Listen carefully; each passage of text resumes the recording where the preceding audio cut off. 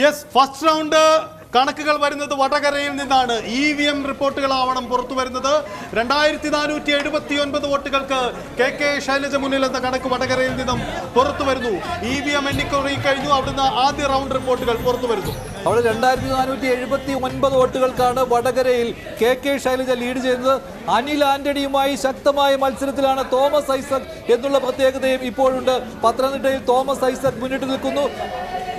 വടകരയിൽ UDFിന്റെ ലീഡ് അല്ല, ഇപ്പോൾ വടകരയിൽ LDF ആണ് ലീഡ് ചെയ്യുന്നത്. രാഹുൽ ഗാന്ധിയുടെ ലീഡ് വയനാട്ടിൽ 10,000-ന് മുകളിലേക്കായി. വടകരയിൽ ശൈലജ ലീഡ് 2400 കടന്നു. വടകരയിൽ ശൈലജ ലീഡ് 2400 കടന്നു.